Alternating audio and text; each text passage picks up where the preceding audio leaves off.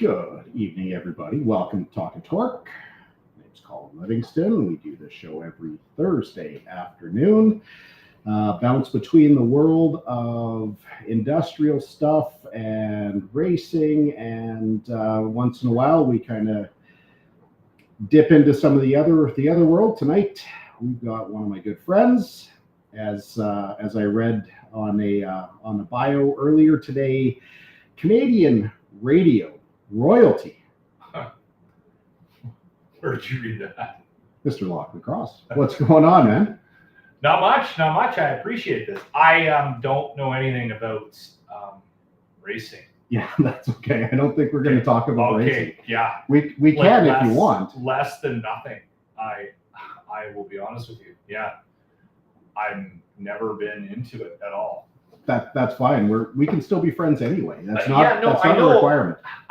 The thing with me, like I find it interesting when I meet people that are like obsessed with something, because I'm not. Like, I can't think of anything. I'm jealous of people with a thing, right? I like sports, but I'm not obsessed with it, right? Yeah.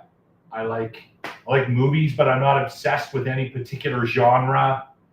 Right. I don't have any weird hobbies. I don't have a truck in the garage that I'm, monkey wrenching on. Like, I got none of that. Yeah. I'm just a workaholic. That's it. Well, and is that actually true? Because when you were into golf, you were quite obsessed with golf. I don't know about that. I was trying to get better, but I wasn't playing. I was playing like once a week, maybe, right? Where guys, I wasn't going to the driving range for 2 hours every night. It was more than once a week. You think so? Yeah. It was. I think one year I got like 35 rounds in. Yeah, we're going to go out to this track. We're going to go to that. Like, it was 2 in a weekend. It was, hey, let's go over to the Garrison. Let's get over to, I don't know if I ever Trestle Creek. 2 in a weekend. I don't think so. You don't think so? No. Okay. Well, that's fine. I'm not here to call anyone a liar. It just maybe that was just my perception. But you kind of moved away from golf, but now you're kind of getting back into it. I'm golfing in the summer when, it's like, it's more of a social thing. Yeah. Right. And we had a promotion with Goose Hummock this year, the Locks Lost Balls. So I saw that. Yeah. I was going out. So I think I golfed at Goose 6 times or something like that, and maybe 2 other courses. So I think I got 7, 8, 9 rounds in this year. That's it. That's pretty casual. I think I've only played Goose Hummock one time in my life. That was there's a trophy beside there's a trophy with the helmet, the big gold helmet. Yeah. And then, like, 2 over is a little blue base trophy that I played there in the.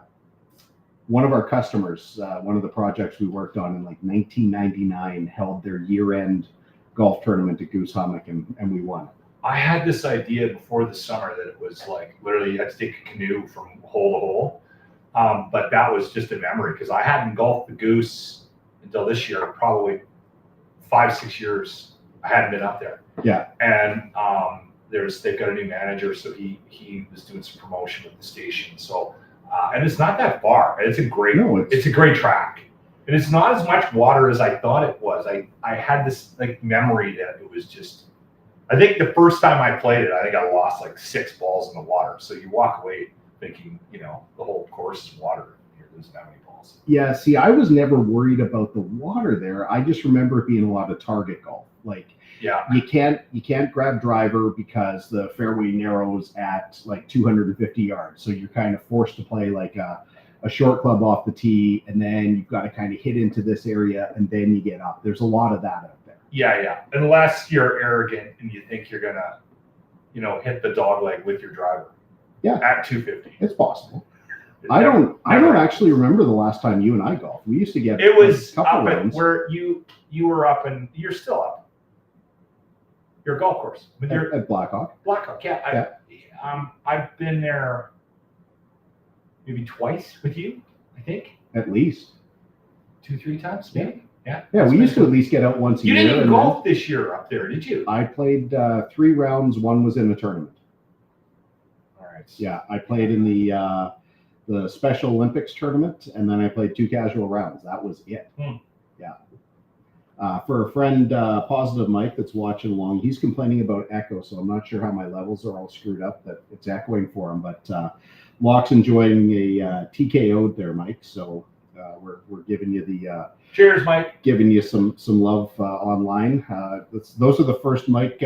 Mike's been great. I mean, I've got a case of beer sitting on the floor there, but I can't really drink beer anymore because of gout. So I let myself have one beer, maybe. I mean, maximum 6 weeks. But does it flare up badly? Oh yeah. Oh, it's miserable. I can't lay in bed with like a sheet on my ankle. It's too painful. So, it's in your ankle and not your foot? Ankle, yeah. Okay. Yeah. All right. And a little bit in my knee. Have you taken the meds? Yep. And I'm on a daily thing, but even with that, I don't need a beer that badly to take a chance. It's probably been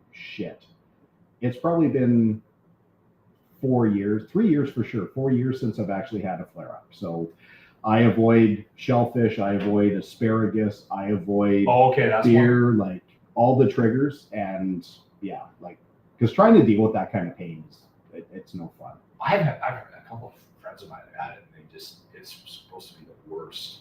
Was that also when you quit eating meat? Was it gout? You said you were allergic to. Yeah. That was the gout thing. That was, somebody led me down the road to believe that I had an allergy to meat. And if I had eliminated meat, that would, help. And I mean, I tried it, but it didn't. I need to, I don't want to get into a argument on what the best diet is, but for me, I'm a lot happier if I can have some chicken, have some steak, have some, lots of fish and all that. I mean, things are kind of back to normal. But instead of beer, I've got this. So a little bit of tequila and a little bit of vodka, and okay, there you go. Yeah, no, I drink a lot of beer. Well, I think it would be that would be a life-ending thing for me to get killed. Like you'd be suicidal. I shouldn't exactly. But no, I really like beer. Yeah. But knock on whatever. A lot of times it's not the alcohol though that gets you. It's a diet thing with the gout, right? Well, gout is how your body processes uric acid. So uric acid is a natural thing, and for most people, it's just expelled. Like it gets produced, it gets expelled. For someone like me, it gets stored. It turns from acid into these crystals. Like if you can imagine these like jagged razor, like just brutal crystals, and they tend to get deposited in joints. Some people get it in toes, some in ankles, knees, all over the place. Really? Okay. So imagine like just having this abrasive thing in your joint, and that's what it's like in my ankles. Like that just happens. I wouldn't wish it on anyone, like for sure. We had a boss who used to get it all the time. It's quite common for radio people to get gout because of our lifestyles, and he would miss work. Yeah, like he would stay home. Yeah, no, I don't doubt it. Like I said, like I'll be in bed. I shouldn't be laughing at your goat. No, it's kind of funny because it's really self-induced. Like yes, it's like people who get crazy hangovers. You don't really get hungover. You know what? The thing is, like my drinking problem is also sort of tempered, and I mean this truly. We joke about how much we drink. Jimmy drinks a lot on the show, especially pound for pound. Yes, especially pound for pound, and we do drink a lot. Don't get me wrong. I'm not trying to downplay how much we drink, but I have always been a very lightweight. It doesn't take me much to get drunk, so I'm also the first one. I'm the last one at the party, and I'm the first one to leave. Yeah. Always. Yeah. You know that. And so I can't abuse myself. And I've been like that my whole life, even in my 20s. I'd have 6 beer and I'm done. Like I have to tap out. Yeah. I've got lots of friends that don't have that off switch, that once they start going, once they punch it, right? It's go time. It's go time, and they and then you have to win drinking. Yes. See, you have a little bit of that. I do, and from time to time it still manifests itself. If you get me on an airplane, like, and especially when I get my business class upgrades where they just keep filling your glass, it's like it's game on. Like, because I mean, unless I have to drive when I land, but generally when I get somewhere, someone's picking me up or I stay at the airport. Like, that's just kind of my move. So I know it's a good time. But the older I get, the less that happens. Not to say it doesn't. I mean, I was just at my cousin's wedding in Ontario, and we got into it. Wow, we drank everything that Ontario had to offer. It was awesome, and we had a great time, and we were hanging. But it also turned into a super spreader, and we all walked away with COVID. So, maybe it's not the best thing, but no. The older I get, the less it's required. And like I'm about to turn 50, so later on this year I hit my milestone. You crossed it. Yeah, I'm 53. A couple of years ago. Yeah. I already decided next year I'm gonna get back into some more serious racing. So I'm gonna get back into my bigger go-kart, my tougher one in bigger races. I'm gonna do some more US stuff, which means that effectively I'm back in training. Like I never stop. I do like 3 sessions a week with my personal trainer. Yeah.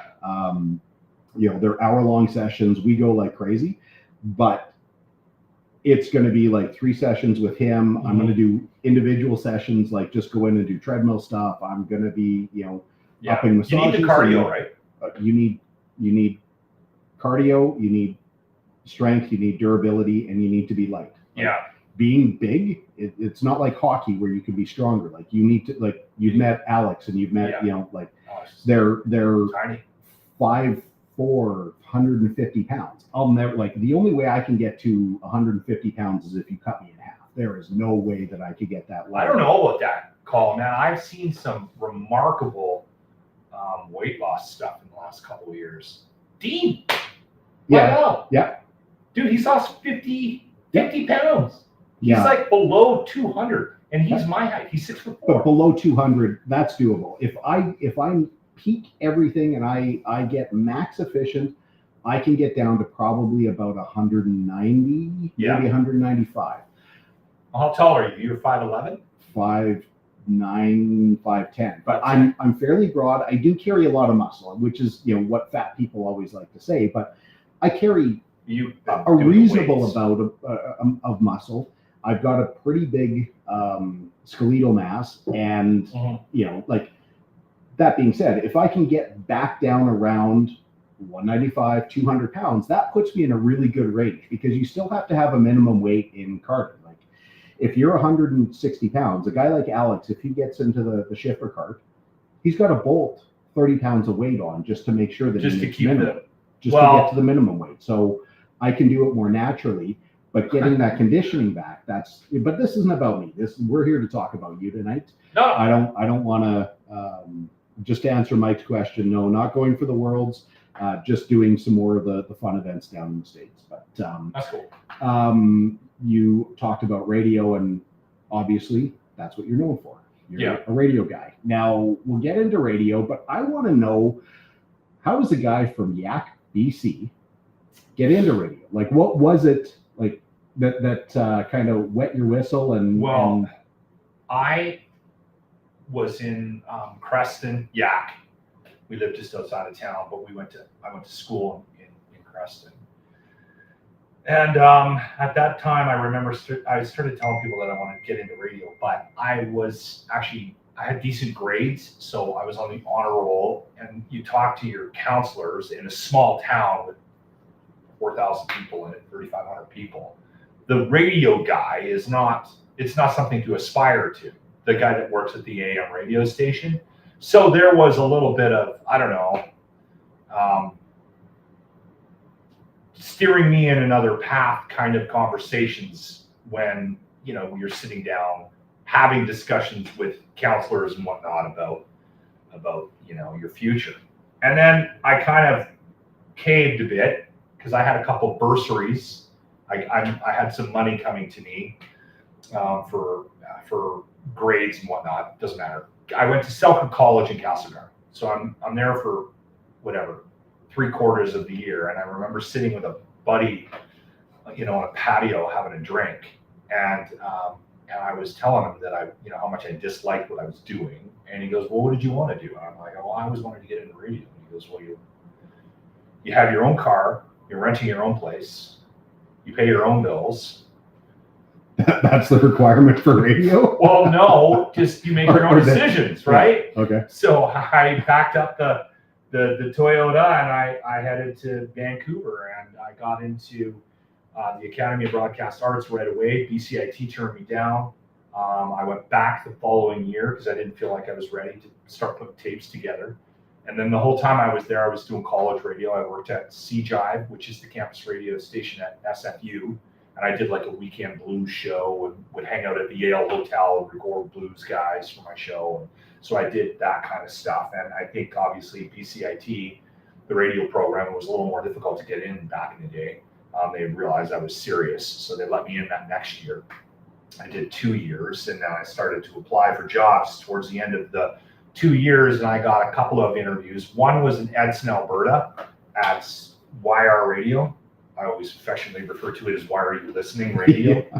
And they hired me to do it. Yeah, they hired me to do evenings, and I was there for 8 months. And I saw a job posting in Fort McMurray, and the reason it was intriguing to me, it was rock. So I was like, okay, this will give me an opportunity to get into the rock format. So I went up there. That was a bit of a mistake. We don't want to get too sidetracked here, but that the couple of guys that ran that company up there were criminals, and literally should have been in jail for what they were doing to their staff. And it was just, ugh. I used to go to my way for years. So it's all different. It's all changed. So many people have gone through Fort Mac. Like, yeah, and every single one of them has exactly the story. Yeah, because Dean did it. Like our good friend Dean Blundell. We're being broadcast on. Tough when he was out there. Yeah, we're being broadcast on the Crier Network right now, where you do a secondary show with Dean. Yeah. I was just thinking of 2 other people that I know that went through there. But anyway, like so many Styles down in Calgary. Yeah, sports radio. Didn't Cub do that? Cub was up in Fort Mac. I think it's also it's one of 2 things. You either get your start and cut your teeth, or you do something awful and you get sent there. So Cub get relegated to. Cub was the latter. Yeah. Well, and I didn't know, like, for the longest, because I'm a big Cub Carson fan, from his days. I don't know what he's doing now. We hired him back at Cruise when he was up in Fort McMurray. Yeah. And he kind of went a little off the rails, I think, with some stuff, and ended up running training. I think he became a train engineer. Yeah, I remember you telling me that. But there's another dude in radio that goes by Cub Carson. He's back east. Yeah. And I don't know which one's first. They both say that they came up with the name first. Yeah. So I have no idea. But were you working at the Bear when Cub was at the Bear? No. My God, he was brilliant. Like back in the days that they actually had a sports guy, so he would do a sports segment, like he'd do a hit every hour, doing sports on the morning show, and was like brilliant. Yeah. I've heard good things. I don't really remember that show, but I remember hearing that show he was on with her. There was a couple of incarnations of that. I think he, at the end, he was with Paul Brown and Jill before you. I think. Really? I'm not. I can't say 100%, but okay. That's the way I remember it anyway. Okay. All right. Yeah. So anyway, I ended up in Edson. Then I ended up in Fort Mac. I quit. Yeah. Again, long story. Don't need to go down that path.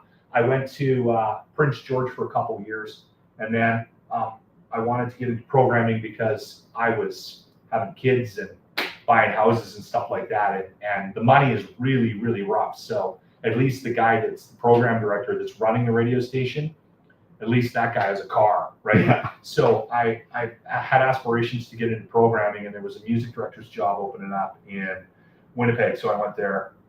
I ended up on the air there as well. I ended up doing afternoon drive, and by the end of my time there, I was also the program director. So program director is like the station manager or whatever the hell you want to call it. And I got an opportunity to get into programming. I came here to Edmonton, and I did K-Rock. I ran K-Rock for 16 months before they shit canned me, walked me out. And in the car on my way home, my buddy who worked at the Bear, I was in a band with him, called me. I had just got fired. I'm in my car to go home, and my phone rings, and I'm like, hello? And he goes, hey, I heard you just got fired. Can you do the Snarb this weekend? Do you remember the Saturday night all request Bear Bash? Yeah. Of course. So I literally got fired on the Wednesday, and by Saturday I was on the air at the Bear playing requests. Yeah. Doing a live show from 6 till midnight. And then that was at the beginning of the summer, and then everyone took vacation. I ended up on the air doing every shift at the Bear for 45 days straight.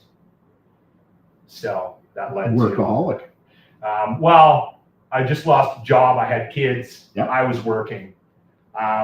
So you put your nose to the grindstone. And I got out of program, promised my wife I wouldn't do that anymore because it almost killed me. So as much as I am angry at the company for firing me, I was also very thankful. It was complicated. It was hard to digest because I knew that they had saved my life because it was such a horrible place. It just sucked the life out of me, that building in the mall. Oh, anyway, I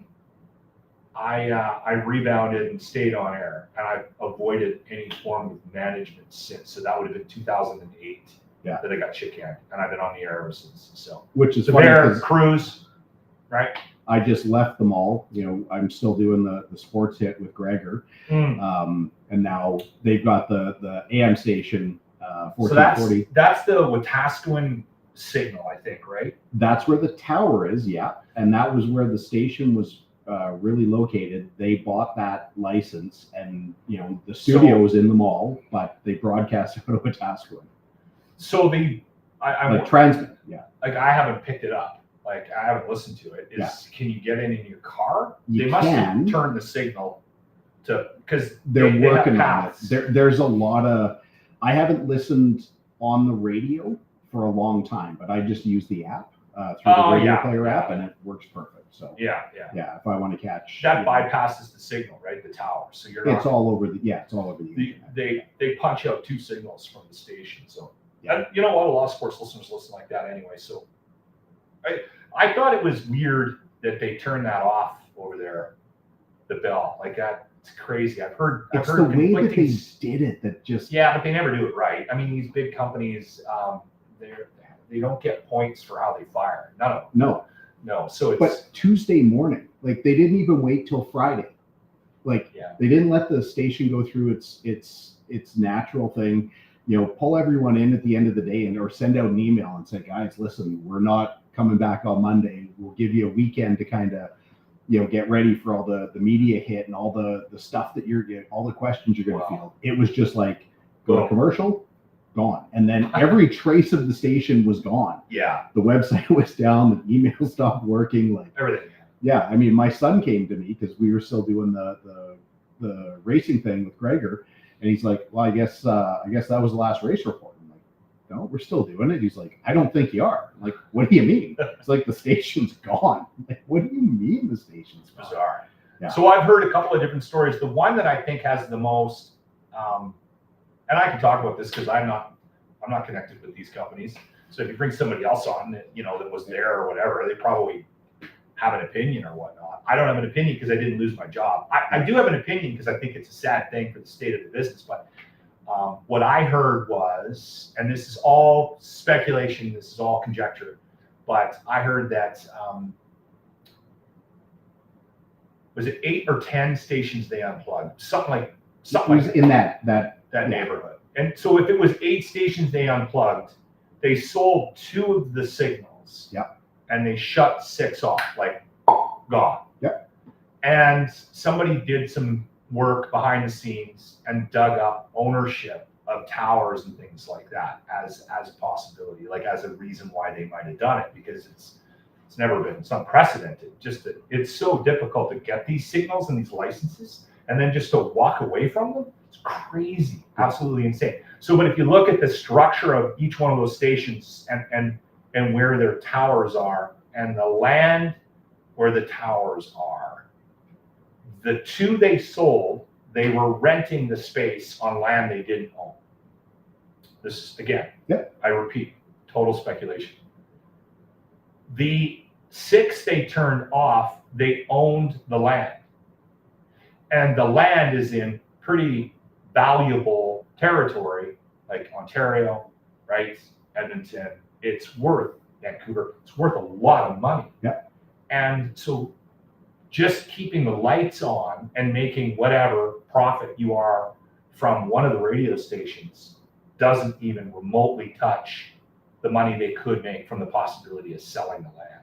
Yeah, see, and I think you're in the right area venue, but what I heard is that the tower in Edmonton, like specifically to TSN 1260, that tower had to be upgraded, and they didn't want to make the investment because the tower's like tons of it's money. like $1.5 million or something like that, and that's why the. But that goes into the like there has to be something to the fact that the 2 they sold, they were renting. Right. The 6 they shut off, they own the land and they own the towers. Yeah, but if the tower's not worth anything and that, like, because otherwise, why wouldn't you just sell the station? You know, if your tower's gonna, like, because then you take the TSN 1260 signal, but then you have to build your own tower, and nobody really wants that. Yeah, you're right. Because there was, like, obviously, there was a big listenership, and sports radio is always going to be and you know popular, what? I will say this. I mean, I didn't get a chance to listen as much as the regular sports fan does, but man, and comparatively, I mean, I wasn't an expert of all the other radio stations that got shut off, but it was quite commonly said out loud that this station in Edmonton, TSN 1260, had probably the best talent in the country, right, and the best shows. Yeah. So, you know, and I'm not saying the other ones didn't. I'm just saying they looked at Edmonton with some reverence, right? And they had a really strong fall. Well, look at the success Gregor's having over on 1440, and but even Dusty and those guys on Edmonton Talk Radio, they're killing. They're podcasting, and because people, this is a sports city. Absolutely. It doesn't matter if it's football, hockey, racing, like, and more than that, people here give a shit about local sports. They want to hear about, the Edmonton Huskies. They want to hear about the cheerleading program. They want to hear about, this team that went to the badminton world finals in, Seoul. Like, there's real pride for local. Yeah, people love it. For some reason, at one point a second ago, there was a bunch of balloons throwing, like, digital balloons getting thrown in front of your face. I didn't do it. Okay. Something to do with the app. I don't know what's going on. All right. So, congratulations. Thank you. Woo. It's well, it made you look good. It made you look good. Have you ever had an opportunity that was presented to you that you didn't take that you regret? In radio? It doesn't matter. Maybe somebody asked you to be on Dancing with the Stars. I don't know. No, I can't think of anything that has come my way that I said no to, that after the fact turned out to be a bad idea. I also try not to regret the decisions that I made because over time, I'm 53 now. I've kind of learned to take what I've learned from these things and make the best out of it. Like what I went through sort of shaped me as a broadcaster, right? Yeah, as much as you might not believe this, I do as much research as I can. It doesn't matter who the guest is, whether I know you, don't know you. Yeah.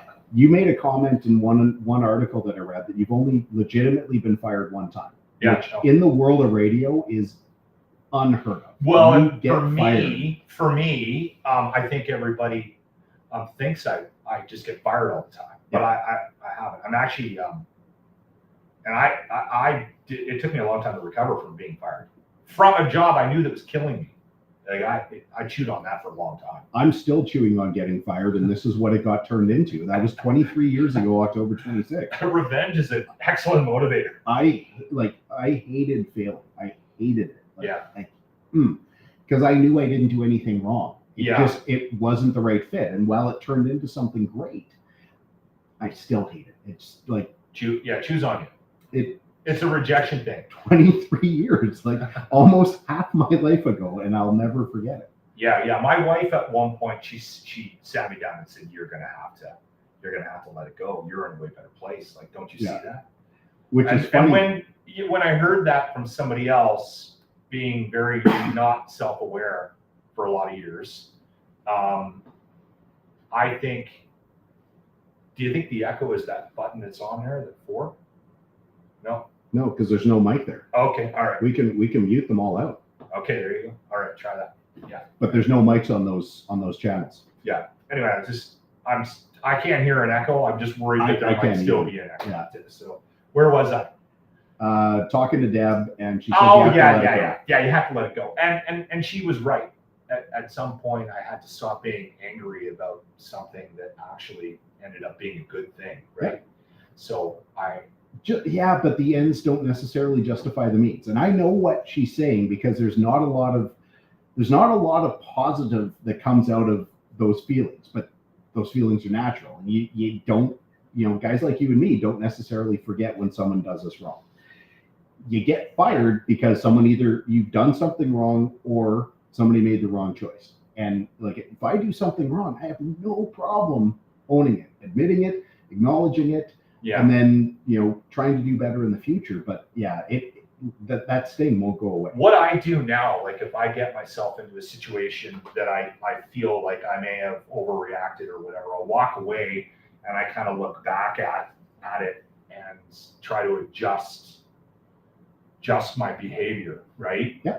But I've always done that, and I've always felt like I was a reasonable person and easy to work with. But that's not the reputation. But that's your perception of you. That's not necessarily what people will come back and say to you. And that's. And I'm not saying that they don't say that, but. No, I know my reputation, yeah. And it doesn't match up to what my view of it is in my head, right? Yeah. And I don't know. I continue to learn things about myself, right? Like, you end up in a situation where you made conflict situation, you didn't handle it well. But you're built for conflict. Am I? You are. You. I mean, I see a lot of my personality traits in how you deal with stuff. Like, when things start going sideways, you're not the kind that just kind of folds. You kind of rise to a challenge. You are able to take a look at a situation and say, okay, this is the way we're going to go. You make a decision, whether it's grandstanding, posturing. Yeah. You got that, and you have no issue with creating whether it's a radio, conflict, or it's an actual conflict. You have no problem. And the older I get, the more I realize that the whole world is just, they avoid conflict. Everybody. But that's what I'm saying. Like, because. And sometimes you can't. You and I have that tendency. I went through a lot of counseling. Like, I went through a lot of work with a person that made me understand that, like, most people hate conflict. They do everything in their power to avoid it. I'm like, why would you do that? Yeah, it doesn't make sense. See, I legitimately thought that I was put on the planet to tell everybody the truth. Yeah. That was my ego. Yeah. And that is not what people want. But that's also a personality type. Yes. And that, again, when you get into 30. Yeah. No one gives a flying fuck about my version of the truth. That was one of the hardest lessons I ever had to learn. And so that one, that was, like I said, that was 30. That was right about the time I was getting into management. Yeah. Which, by the way, worst job on the planet. Avoid it at all costs. Save yourself. Yes. No. You. Kind of tough, but. You have your own business. Different. It's still the same. It's not. It is, but it isn't, because we still have to, like, I still have to deal with staff. I mean, I won't talk about the staffing issues that I've dealt with in the last year, like, publicly, because I just won't throw that out there. But when you hear the stories, or if you hear the stories, like, it'll make your head explode. Well, and that's a big part of the reason why I'm so baffled by the world we live in right now. Yeah. Like, I've gone out of my way to, and I got fired. and so I can sit there and stew on that. But you don't fire me. I show up every day. Mm-hmm. Like I never call in sick. We were sitting in my former boss's office about a year ago, and he was upset about somebody in the building. We won't mention any names, but he was mad because this person had called in sick again. And then he told us how many times that person had called in sick in the 8 months that individual had been in the building. Yeah. And I'm like, you gotta be kidding me. It was in the 20s. And in 8 months, 9 months. Wow. Yeah. So anyway, we sat there and did the math. There's 4 of us in the room, program director who's been in the business for as long as I have, 30 plus years. That's in your current building or the current building? Yeah. Yeah. We're having a morning show meeting. So it's me, Jimmy, Grant, and I don't know how many years we got. We got 80 plus years experience in that. And in the last 80 years of experience in that room, but we did the math. We had literally, I think, 9 or 10 days of vacation or sick days. Yeah. In our whole time. Yeah. And she had doubled it. Yeah. This person had doubled it in 8 months. In a fraction of the time. Yeah. And people, that person was getting promotions and things. Like the world we live in today just baffles me to no end. I will never understand it. All this effort and time and energy you put into being a good employee, you bust your ass, and then you watch somebody just completely take advantage of every situation. And management has to deal with that. How do you rationalize that? I can't. You can't put me in charge of people where there's that kind of opposition, that kind of imbalance in a workplace.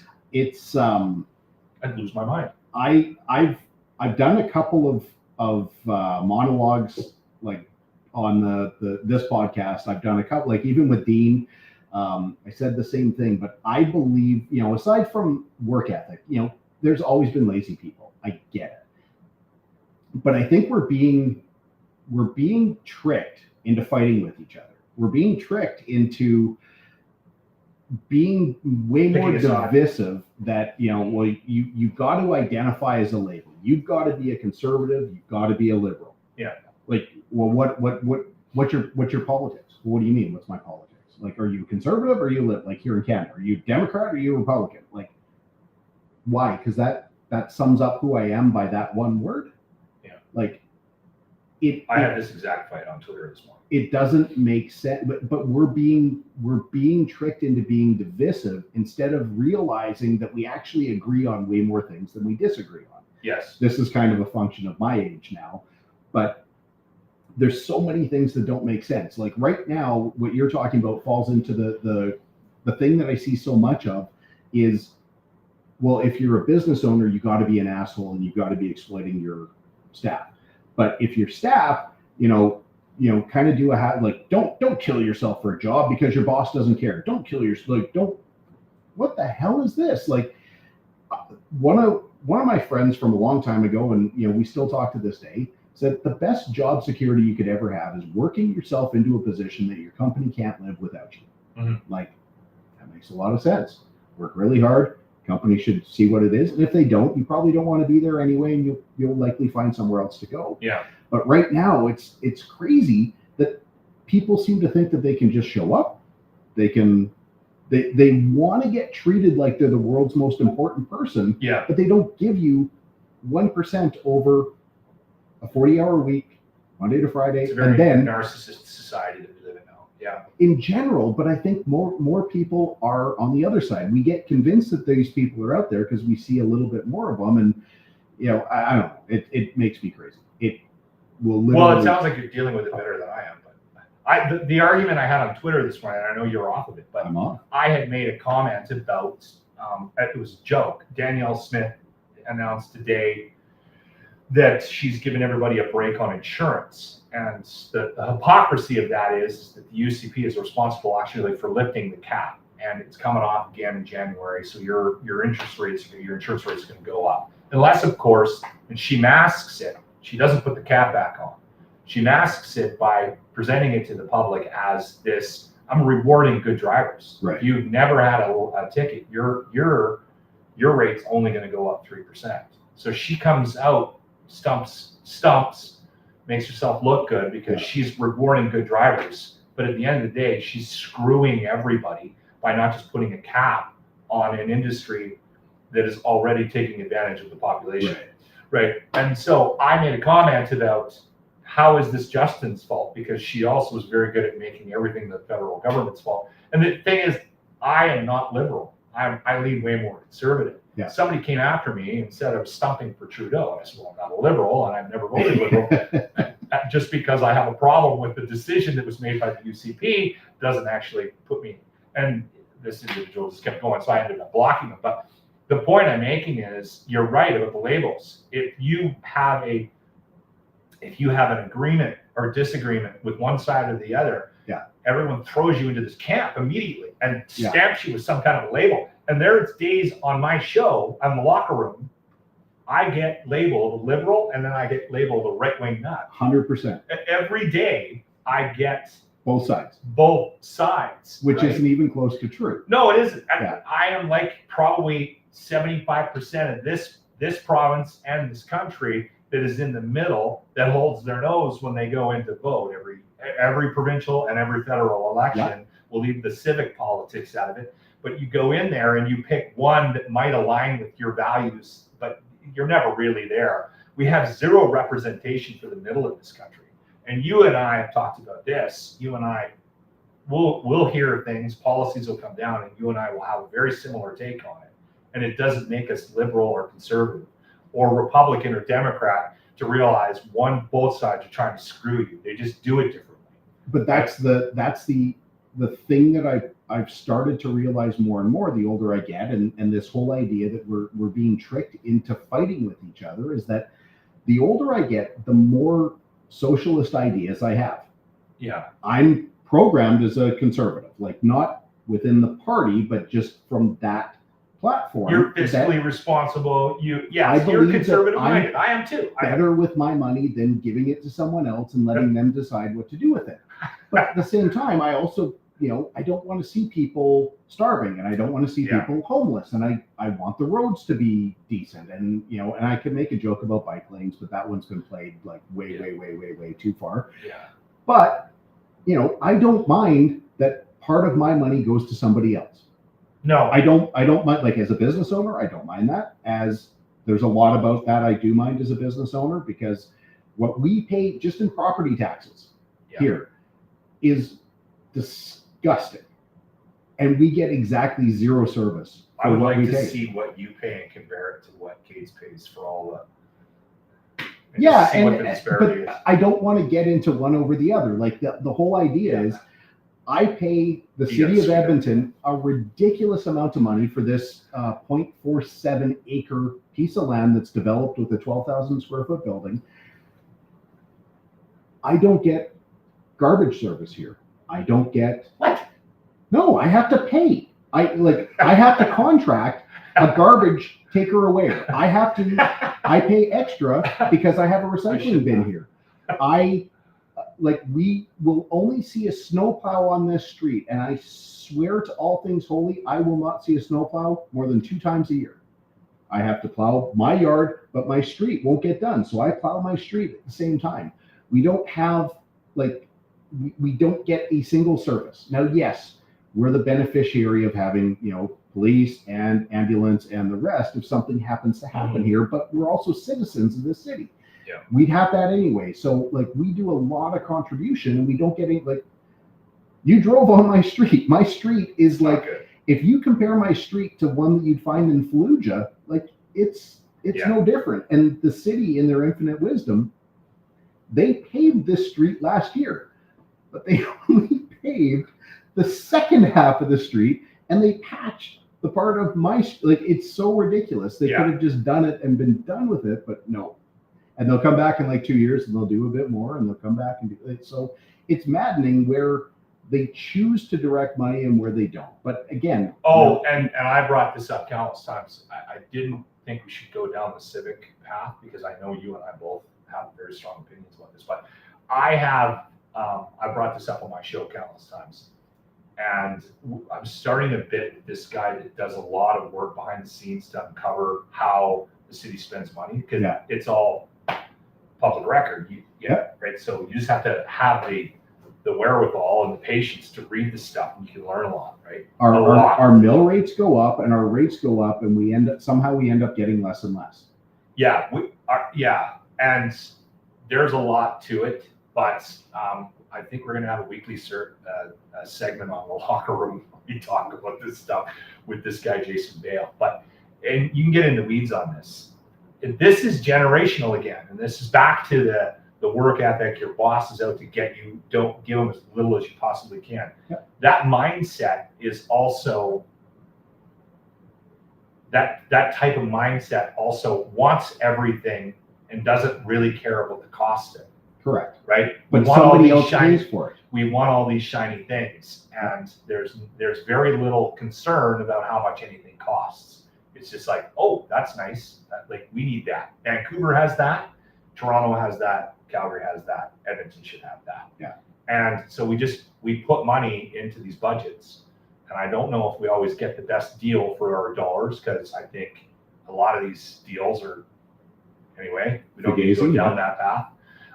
But I 7% increase in property taxes, not for businesses, but for the average citizen in Edmonton, is ridiculous. Yep. When you take a look at the plans they have for the money they already have, and there's a lot of things you can do to cut back what they're spending, and they wouldn't have to increase it. And that's this Jason guy that I'm at. He actually has a paper written about how the cuts they could make and cleaning up things, and to save that 7%.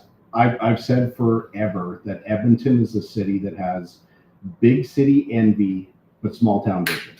Yeah. Yes. And that's, oh my God, that's the way I'm going to steal that. You can have it. I've got it on record that I gave it to you, but because this is about you today, not about me, even though I tend to get on rampages. I want to go back to radio though, because part of what I try and do here is get behind the scenes, and I want to uncover things that people wouldn't necessarily know or hear. Oh, really? Okay. Well, let me ask my question. Yeah. You don't have to just volunteer. I thought you were just telling me to dig something up. No. I have a whole list. Yes, Paul Brown's a dick. Well, so I'll get back to my point in a second. I happen to catch now the secondary thing that you do in addition to the locker room on Cruise FM here in Edmonton is you do the podcast with the Dean Blundell show on Prior Media. And yesterday, you guys had exotic massage. I can't remember Emily Muse and you Muse spas in Toronto. Yeah, and you had started talking about a coworker that, because you were talking about butt stuff, and coworker said, wait a second, you telling me you never masturbated with a dildo in your ass before? Now, you ended up, when you said that, I had to go through my repertoire of people that we knew. I'm like, oh, that's got to be Paul Brown. That has to be Paul Brown. Yeah, I had that conversation with him. He was verklempt. He didn't understand how I wasn't into that, and that doesn't everybody do this? It was he's a unique individual, right? He certainly was, which is what I wanted to get back to with, without throwing Paul under the bus. You've been in radio a long time. Who are the better people you've worked with, and who are the worst people you worked with? Well, I've had the pleasure of working with some really, really talented and really, really funny people, and a lot of times that comes with a certain amount of dysfunction. And so some of my favorite shows are like that Paul Brown, that Yukon Jack Paul Brown show was funny. Those two worked really well together. With the right sex appeal with Jill in the background. With Jill too, yeah, that was a great show, and I always had a lot of appreciation. Like Paul Brown and I did not see eye to eye behind the scenes, and we were wired very, very differently, and so that didn't work. He didn't get me at all, and I let him know when I thought he was taking advantage of people in the building, and blah blah blah. We don't need to go down there, but yeah, that was a complicated relationship. But so in one sentence, you said they were the best and the worst. Oh, Paul was a nightmare. Well, but he was funny. He was very funny. But I think what ended up happening is that relationship over time splintered, and then it became very difficult to manage, and so it eventually broke apart. So you see these very strong personalities in our business, right? And you kind of have to be, or it'll eat you alive. And to be fair, you also have to be a big personality to be entertaining, I think, on some level, right? And so you work with some very interesting people. There's a lot of selfishness. There's a lot of narcissism in our business, and I have a good dose of both of those things. I have been, like, just from a personal perspective, I've had a couple of things that didn't work, but I've also worked with some of the best broadcasters in the country. I loved my show in Winnipeg with Philly the Kid, and he's on 92 City FM now in Winnipeg, the rocker there, and he's got a great show. And man, I loved my time with him. But we had our struggles, right? I was a very dominant personality, and him and I clashed on some things, right? So he's better off without me on his own. And then when I was at the Bear with Warren and Jimmy, I thought that was a great show. But it was different than what I'm doing now. There was a lot less preparation. It was way more off the cuff. It was phones. And now nobody calls the radio station. It's all text. It's all social media communication. So it's difficult to get the phones going, and even if it's an afternoon drive show. But so the engagement piece is different. You have to adapt to that. But I am so lucky to work with the people that I work with. And don't get me wrong, we drive each other crazy, and we have our moments. But man, I'm blessed to have the show that I have now. This is the best version of the locker room I've ever put out there. To have Jimmy, who is just Jimmy. Yeah. I don't need to explain him. Like, he's a great dude. I've got a funny little side story. I'll never forget the moment I met Jimmy. Like, I knew of him on the radio, but I never met him face to face. And you had invited me out to a thing. You were doing a Monday Night Football at an establishment that no longer exists on the West End by West Edmonton Mall. What was that place called? The Tilted Kill. Tilted Kill, yes. Yeah. I wasn't going to give him a plug, but anyway. They're gone. Well, and there's like 6 people watching this right now, so it's not really a plug, but I came in, I think it was actually after a karting event. No, it wouldn't have been. But I came in and, sat down, and within about 3 minutes, Jimmy was pretty buckled at the time. Yeah, it's common. It's quite common. But I didn't know him from anyone. I can be a smartass for sure. I am a smartass all the time, and from time to time, I cannot be a smartass once in a while. Yeah. And we sat down, and I don't think Warren was there. I think it was just you and Jimmy, and I can't remember. There was a third person, and within 3 minutes, Jimmy was saying, "You don't like what I got to say, I'm going to come over the end of this table." And he was like trying to fight. I'm like, who is this guy? Like, I get along great with Jimmy now. Like, I've got to know him a little bit. I think he's got to know me a little bit. But he was this angry little dude. But that's also going back, 10, 12 years. None of that's changed. Well, and I want to give Grant a plug, because honestly, I swear, I have never worked with anybody funnier. I agree. He is the funniest man I think I've... Like, deceptively funny. Yes. Very dry, very quick wit. But, man, we're so lucky to have the chemistry that we have. And, But when he gets, like, I got to go to, Grant did a birthday party at somewhere downtown. I can't remember which one it was. We were at a bar. Yeah, I remember that. On the 109th. And might have been his 30th. He's a young kid. Yeah, he's a baby. Just a sprout. Yeah, but he's also, side note on Grant, he's also like married into a family, and like married into like, got pre-existing kids, and like, whoa. But he just got married and they just had their first, but there's 3 in the house. Yeah. Crazy change with him. That's a man to be able to, I couldn't do that.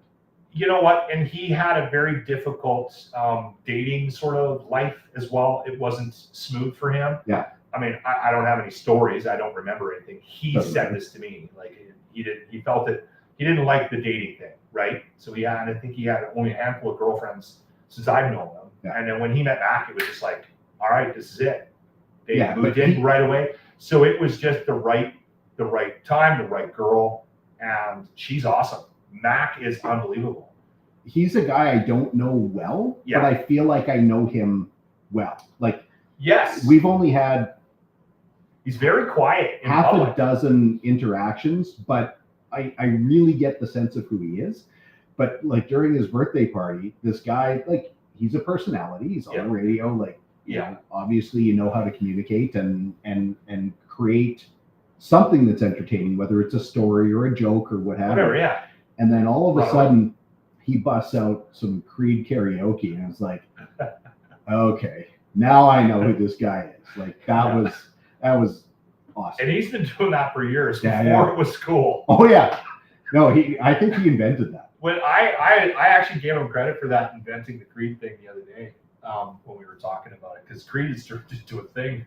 They're touring and everything, and I'm like, this is because of you. Like, he used to do Creed karaoke when we went on those trips. That first trip we went to Jamaica. Yeah. He was in the bar that night, the night we landed, doing karaoke for a whole bunch of Jamaican wait staff and a bunch of loser radio people from all over North America. And it was funny, and he fell off the table. And the thing with me and working with me is that I'm a steamroller, right? Yeah. So I get going and I plow through. So when when I do the show, I'm trying to lead it, right? Yeah. When I do the podcast with Dean, this is why I enjoyed podcasting so much, is because I've had to. Dean's running that thing. Dean's and he's a way better driver than I am, right? Than even I am on my show. So I'm the follower. So I've got to find my spots. And so working with Dean has made me a better broadcaster. But I got to tell you, knowing what it takes to work with somebody like me and do that job where you're trying to find your spots, I've never worked with anybody or heard anybody in rock radio anyway that is better at picking their spots and hitting. Like, he'll say stuff I even miss. Yeah. Like, I'll catch it a day later. Yeah. In the replay. Or somebody will send you a note and say, holy moly. Like, he's so good at just like finding his holes. Yeah. Yeah. Well, he's the best I've ever worked with at that. That's the biggest thing about comedy is timing. Oh, absolutely. Is like knowing how to say it, when to say it. And, and he's got that knack of just, kind of, he's the opposite of you. Mm-hmm. Like, you're kind of, like you said, you're the steamroller, and he's just, he's like a jackhammer. You'll see it when we are not together, the three of us. And Jimmy's there. He's not a driver. He's not playing Grant's role. He's not filling content, but his contribution is invaluable to the show. And so the show, if it's just Grant and I, just is not the same. Yeah. Is it worth listening to? Yeah, for sure it is. It's Grant and Jimmy. It's not the same show, right? Grant's not there. Jimmy and I, we're just yelling at each other. Yeah. Like, we've got this mix, and I've been very lucky. I've had fire in a bottle a couple of times in my career. This is one of them. And this one, I'm very happy. Yeah. In radio, there's a lot of stuff that happens. You get crazy texts, you get crazy callers, you get crazy situations. One of the ones that I remember, and I don't know if it's the wackiest, but one of the stranger situations that I remember you being part of was a caller called Charlotte. And she would call, I think she called the radio station accidentally, and she was talking about flying pierogies. Yeah, I remember that. Yeah. Is that the wackiest, or do you remember something? No, I've had. Really? We had a guy call up one time he accidentally called us, but he was listening to Up, and they were doing a contest. And he was hammered. Okay. So he called us. Thankfully, everyone in that studio speaks. On the fly, we came up with a contest for him. We just started asking him random questions. And then at the end of it, told him he won, and he was so excited. And he was drunk off his tree. Yeah. And then we kind of even hung up on him. and I don't know if he ever remembered winning the contest, but we played this contest with him and made him feel like he won, I don't know, whatever, he won a brand new car or something. But the Charlotte thing, she called multiple times. Oh, Charlotte, she was insane. For whatever reason, radio is somewhat of a beacon for the Cuckoos. For Cuckoos, yeah. I've had everything you can possibly imagine. I had a guy that, and this is partially my lack of ability to control myself, but I actually invited him down to the radio station to fight me. Oh, I kind of remember that. Pete, yeah. And yeah, you run into all sorts of crazies. Yeah. Like the connection that the radio has with people. I don't know what it is. I love it. But you hear the same people day in, day out, and you really get the perception that you know them. You know who they are. You know what they do. So you get this idea that, hey, listen, this is Locke. This is Grant. This is Jimmy. This is Paul Brown. This is Gregor. Whoever it is, but you guys don't really show who you are as people on your radio show. You showcase a certain element of it, but not everything. I don't know. We're probably, out of all the shows you're listening to in this market and across the country that are left on radio, there's a lot of pre-recorded stuff now. I doubt highly you'll have too many shows that are like ours, that we're just sort of amplified versions of ourselves. Yeah. Question comes a lot of people calling yeah. Are playing a different version of themselves for a variety of reasons, to fit a demographic, to give people the perception of what they think is going to be successful in this business. There's a lot of people out there that are not really who they are on the radio. Of course. And there's, in rock, you can sort of be more yourself. And I've been very lucky that I haven't had to take a path in this business as far as personality goes, where I've had to try to pretend to be something I'm not. It's very healthy. But there's also a fugazi part of radio where there's on-air conflict and there's on-air controversy that doesn't actually exist. And you've been really good because I can think of probably half a dozen times where you're doing something on the radio and I send you a note is this really what's going on? You're like, no, dude, it's radio. This is for air. This isn't really. But there are moments, and you'll probably hear way more of them on our show, where you're hearing the real version. There are times where I will say behind the scenes, we pull this thread. We're going to do this, right? And Grant's also good at picking up on, if I say something horrible. If I say something that is very controversial, that's going to split the audience, what you need to do as a host sitting across from somebody in a radio situation is you got to quickly represent the audience, the half of the audience that might disagree with the asshole that's making the comment. Right. So even if you don't necessarily 100%, you have to represent. You kind of got to represent that other side. Yep. So Grant's great at that. If he hears me go off, he might actually agree with me because our values align more often than not. But he takes the other side to keep me to make sure that the other side feels like they got a voice. Yep. If it's not, then it's just some 53-year-old dick yelling on the radio about his work. But then it's one-sided, and it's only interesting to people who are on that side, and that's clever. So I agree with you, but there are times where you'll hear me legitimately angry at Jimmy. Oh, for sure. Legitimately him frustrated with us because we teased him about something he doesn't like to be teased about. That kind of energy comes through on our show way more than a lot of other shows. And the ones that are hiding the shit behind the scenes than the real ones, those ones implode a lot of times quite quickly. Yeah. And I think people would be surprised at how few radio shows there are on the air where the people in the room like each other. I'd say actually it's a higher percentage of people not liking each other. Of course. Yeah. And you've got to pretend. How much I couldn't do that. There's a question that's posted here, but I want to get to mine first. Was there any friction between you and the other station in your building when Grant moved from. Yes. Yeah. Because you kind of picked him out of there and moved him over. Well, there's a lot of things that happened, and it had a lot to do with the show I was on previous to the reincarnation of the Locker Room on Cruise, and we actually made an effort to recreate a former locker room that did not work, that fell apart, and it was one of the ideas was to put Grant on with us. And as soon as it was brought up, I said, well, let's give it a try. And as soon as the three of us got in a room, I knew it was going to work. Yeah. Because as soon as Grant looked at Jimmy, I could see his mind going. He's like, I can mess with this kid. Like, this is going to be fun. Yeah. And as soon as I saw that look on his face, and I saw the fact that Jimmy had no idea it was coming, I knew that it was going to be successful. Yeah. At that moment.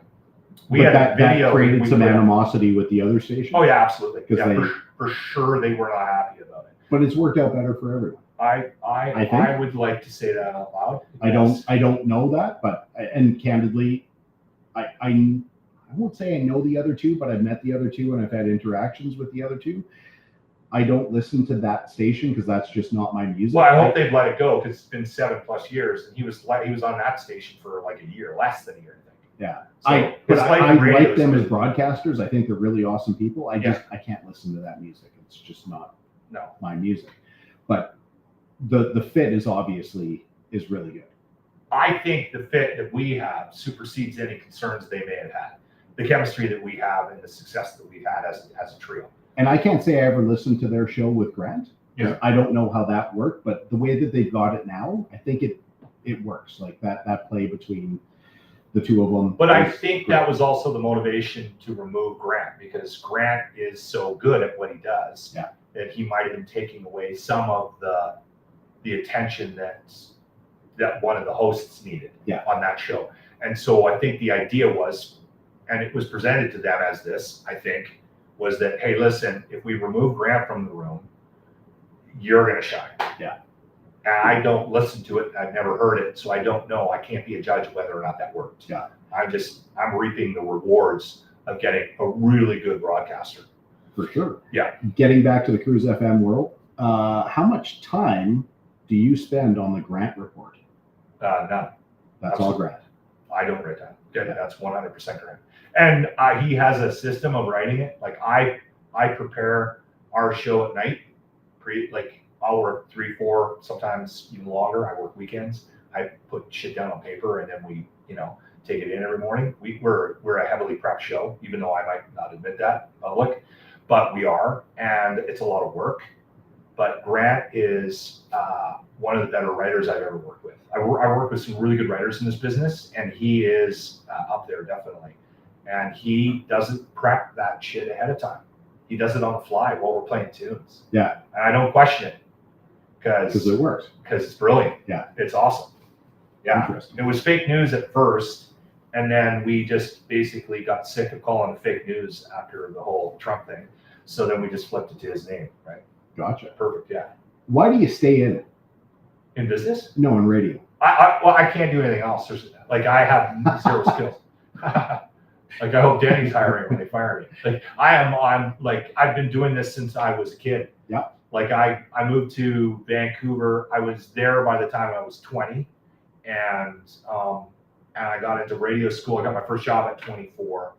So when I was in radio school, I was doing the service industry. I was working at some bars. I was bartending, waiting tables. So I did a room service gig at the Pan Pacific Hotel. But I had no aspirations to do anything else other than radio. So from a young age. Pan Pacific, you're talking about the one like on the water? Yeah, the sales. I had a room booked there. That's the one hotel I want to stay at. I travel around the world. It's a great hotel. I can tell you about almost every city in the world. I had a room booked. We were doing a family vacation, and my grandfather died. Oh, damn it. So you should try to go back there. Get a suite. I will. I've stayed at both Fairmonts there. I've stayed stayed in that area. My now ex-wife and my kids got to stay there with my sister-in-law. Yeah. And they got to tell me about that hotel. So that just kills me a little bit. It's pretty cool. Excuse me. Is there a worst part of your job? I like my job. I really do. I always say the text line's got to be the worst. I appreciate the connection. I wish we had more phones. Like I wish people called more now, but that's sort of the thing in the past. And all jobs are saying that. Everybody who's doing it as long as I have been misses the phones. Worst part. I mean, I'm up early, but I don't even mind that. I kind of like that, getting my day going. There is, in this business right now, there is a lot of, we're in kind of a transition period, right? We had the consolidation, big business bought up radio, and there's been a lot of like people that have lost, pretty valuable careers in this business, get, pushed to the wayside. So that's been hard to watch. And right now we're kind of at a point where radio is, I mean, if you talk to Dean, he's talking about the end of times and all that. I don't agree with that. I think radio is always going to be around. But right now we're at a low point, and I think the people that are left who are dealing with working way more than they should because of the consolidation, there's a lot of thought in how to fix it. I just don't know if we have the manpower, and I don't know if everybody's on the same page right now to fix what it is that's wrong with radio, right? But it's interesting times, and people are trying things. But it's also an opportunity, because if you hit on the right thing, yes, you get to take leaps and bounds over. Well, and we've stopped having the conversation about, podcasting is a waste of time. Why would you do that? Blah, blah, blah. To now people in radio going, okay, no, podcasting is actually very valuable, and you should be doing this. And so that's kind of where we're at now. And we got people that are in control, that have the levers, that are pulling, making the decisions behind the scenes. They are realizing that radio needs to adapt. And so that we're in the middle of that adapting. Yeah. So that's the hard part right now, because there's a little bit of chaos in the building. But what I've done over my career is I've been good at sort of deflecting what it is that's happening around me. I try not to let it impact the show and what we do on a daily basis. So, I mean, I've always sort of, the imagery and the metaphor that I use, that we put a bubble over the show, and I kind of treat my show like my own little radio station. Right now, I'm in a process of, peeking my head out of that bubble now and letting people in to help me with it. And it's been going well. And I'm excited about the future. And I'm excited about the fact that now there's conversation about the pros and cons of radio and the pros and cons of podcasting, and how do those two worlds meet. And I think you're going to see a lot of integration, especially on the online side. Well, you already are. That's a stupid comment, but I'm even more so from radio. You're going to see us adapting into the podcast world. And I think that's part of the reason why I'm so excited about going home in the afternoons, taking a break from doing prep, and sitting down for an hour and a half with Dean on a podcast. Right? Well, and that's funny, because you are entirely responsible for what we're doing right now. I wouldn't be doing this if it hadn't been for you just over a year ago. Yeah. When I sent you a note and said, hey, listen, we're doing some prep and we're doing some promo for a race. Do you want to get Alex in on the morning show? And you're like, well, I don't know that he really plays on the morning show for what we're doing, but we should get you on the podcast. Like, what's a podcast? Yeah. Well, I got this thing with this guy, and let's get it lined up. We got it lined up. Alex didn't show up. I did the podcast. Yeah. And from there, started talking to Dean, and Dean, turned it into something, and then and here we are, just over a year later. Yeah. And it's all because of you. So, well, I you're the one to blame, or you're the one to thank. I don't know what it is. I appreciate what it is that I'm learning from podcasting, and I appreciate what I've learned about radio. And I think that the fact that there is that sort of that period of time we're going through right now, it's a bit of a transition thing. I think the two worlds, I've said this to Dean, I said there's a lot that radio can learn from podcasting, and there's a lot that podcasting can learn from radio, right?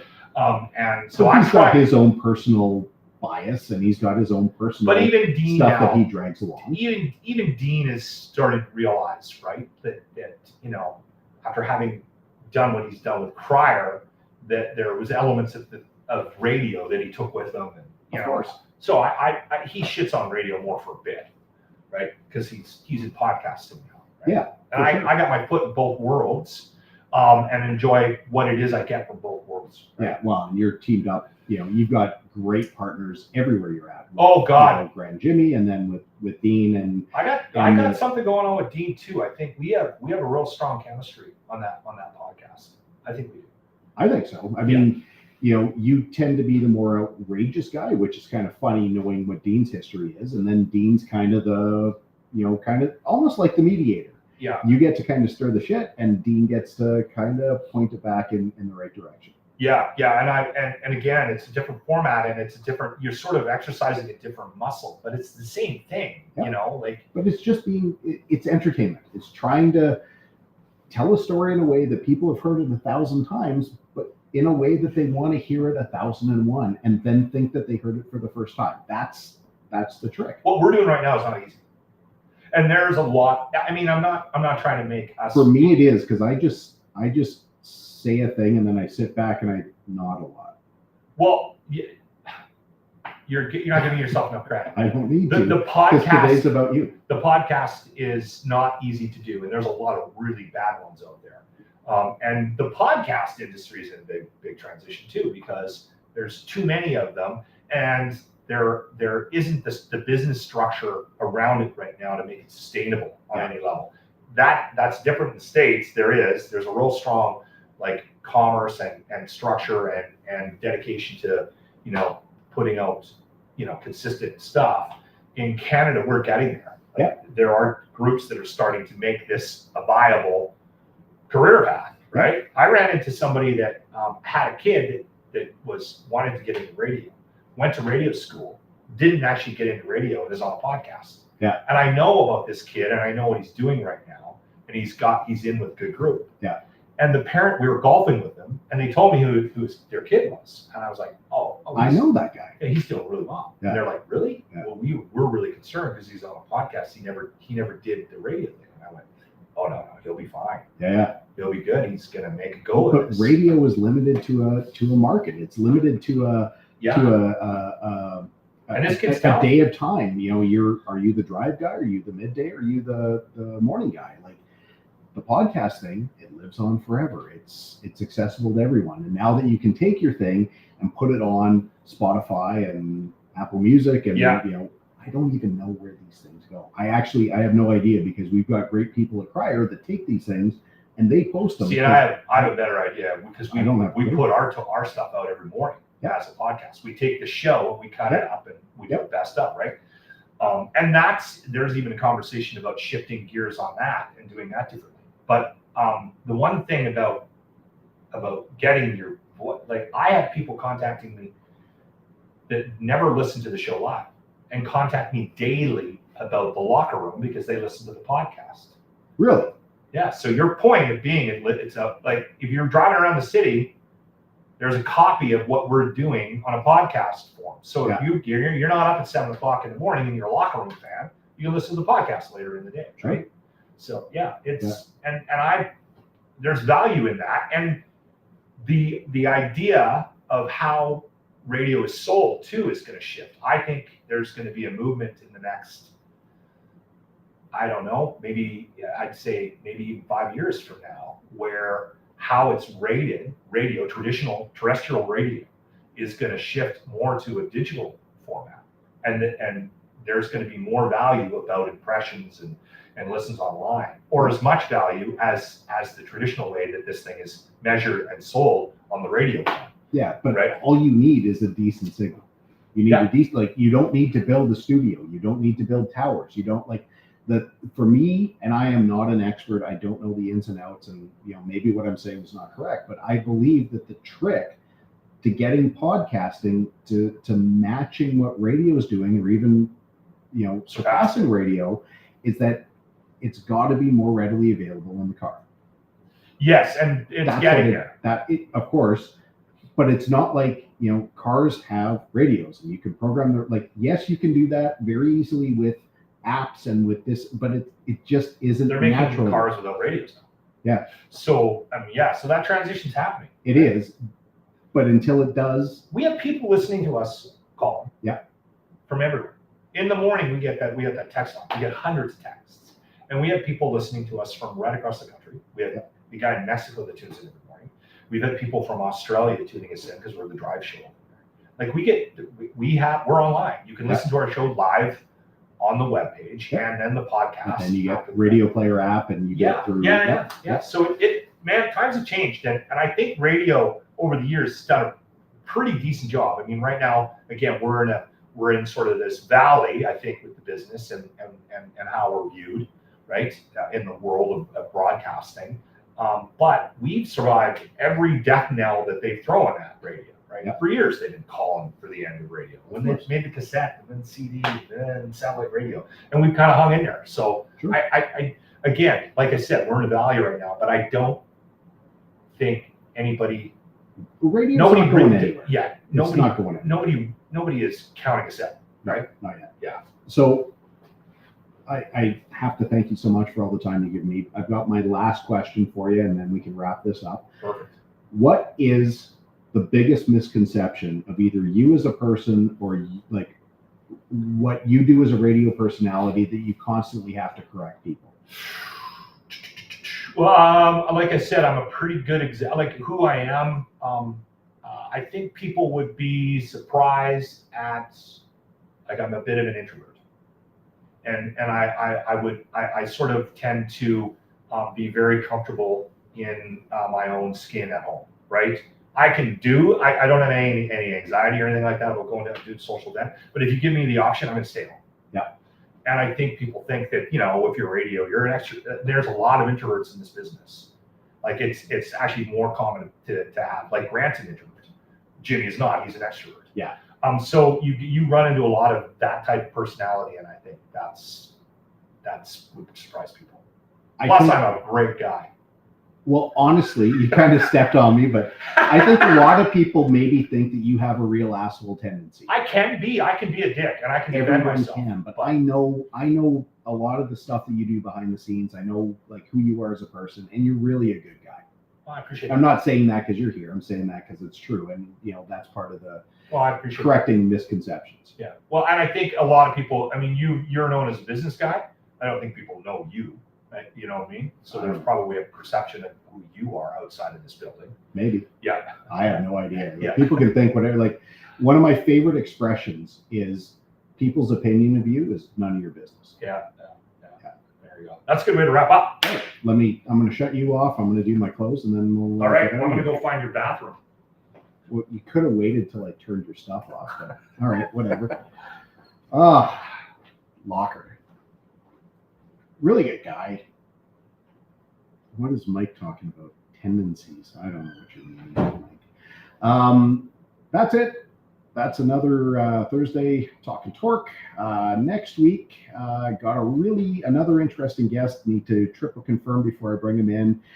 Going to be from a part of my life. It's going to be a personal contact, but from part of my world that is not necessarily torque, is not necessarily racing, but a great dude. We are going to have a great conversation and talk about his life and how we grew up together, how he ended up doing what he's doing in the education system, and looking forward to that. But as always, you can send me a note. Hey there at talkintorque.ca. Reachable on most of the socials. As Locke said, I am no longer on Twitter, but you can get me on Instagram at CL_87. You can get me on Threads. You can get me on LinkedIn. But looking forward to next week's show, and thanks for tuning in.